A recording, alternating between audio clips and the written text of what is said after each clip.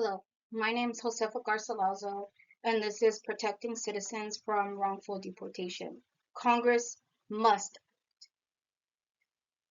The purpose of my policy brief or speech is to convince the audience that Congress must pass a new law that is able to make sure that U.S. citizens are not being deported mistakenly. The wrongful deportations of U.S. citizens, especially Latinos, is a serious problem that can be stopped and prevented if Congress passes a law that requires better checks to prevent or before anyone is deported or to prevent deporting citizens. Imagine being deported to a country you never lived in, even though you're a legal US citizen. This issue affects real people in America, especially or often Latinos, caught in a broken immigration system. I've reviewed government reports, legal cases, and policy recommendations to understand what Congress must do now. I'll explain why wrongful deportations is a real and current problem, why the current system is failing, and what Congress must do to fix it. Let's begin with how this problem continues to harm America and its citizens.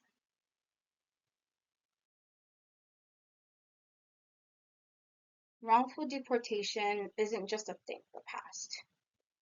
It's still happening right now, right at this second, today. It's still happening in 2025.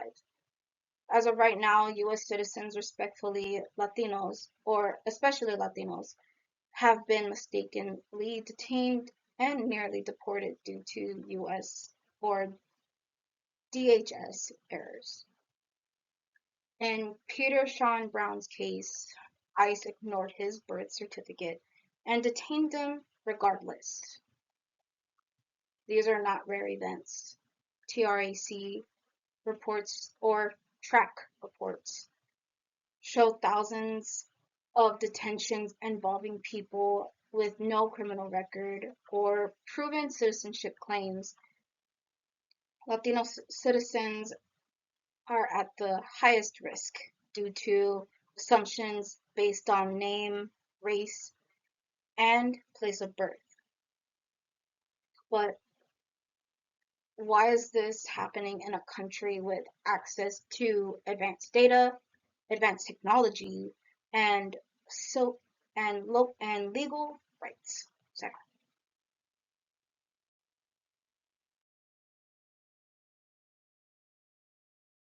The current immigration system fails to confirm identity properly, outdated databases, and poor record keeping, which causes immigration agents to act on inaccurate information or false information. The SAVE database or SAB database is used to verify legal citizens or legal status, but it also contains or has frequent errors that can flag US citizens as deportable or being able to put them in detention.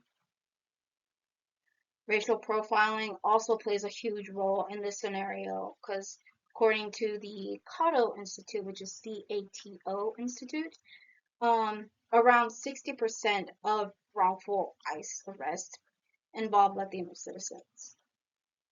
And most recently, as of July 2025, this month, nearly 71.5% of ICE detainees had no criminal record. As you can see at the top right corner, the blue is majority have no criminal record, and the red have a criminal record.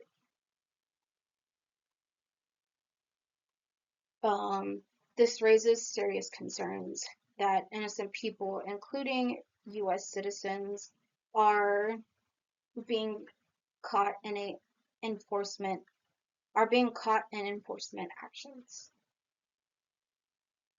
Um, sorry. that I was going to push next. That's why in 2025, Congress must lead the way with real solutions, real problem-solving solutions to help with our problem here. I think Congress should pass a law requiring ICE to confirm identity using like mandatory use of multiple source identity checks before detention or deportation, which is just checking for ID, birth certificate, and many other things like that. Same same protocol as if you would be going to the DMV for an ID, which in that case, there's multiple things that they do need to check for and stuff like that. The next one would be citizens must be allowed the right to a legal consultation before any action is taken, which means citizens would have the right to consult with a lawyer or attorney before any action is taken. And then lastly, Congress should establish an independent oversight board within the DHS to enforce these rules and protections to prevent abuse of power inside the DHS. This law would help reduce wrongful deportations and restore public trust. And these are simple enforceable policies that protect civil rights and national credibility. Similar protections already exist, I think, in the criminal justice system, but unfortunately, that's not the case in the immigration enforcement system. Congress has the power to set national standards, but this isn't a suggestion, it's law. And unfortunately, Congress hasn't acted on that.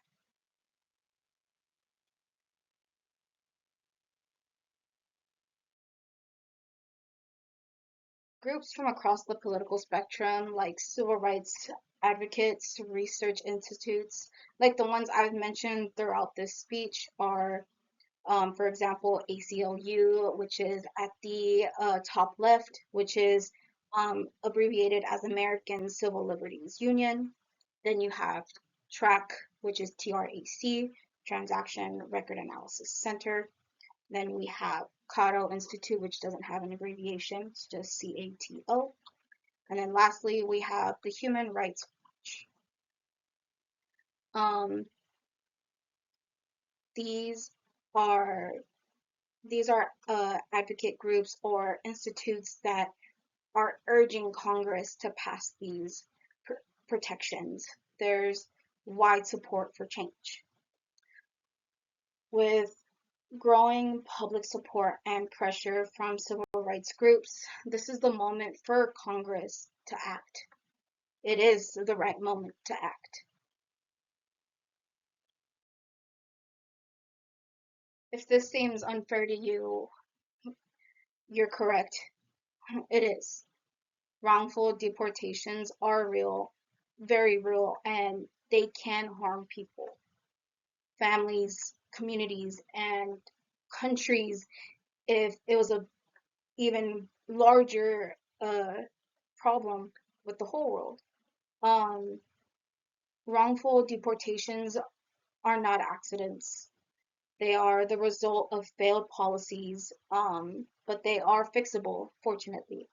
Congress can fix them with better laws and better policies if we pressure them to act on it. What you need to do is to reach out to your representatives, demand things to change, and then because the solution exists, let Congress know this is a priority for the people that they serve. Every citizen deserves protection from being treated like an outsider in their own country, in their own home, in their town, in their city. This is the year Congress can prove they stand for civil rights and justice. Thank you for listening to my speech. Hope you have a great day.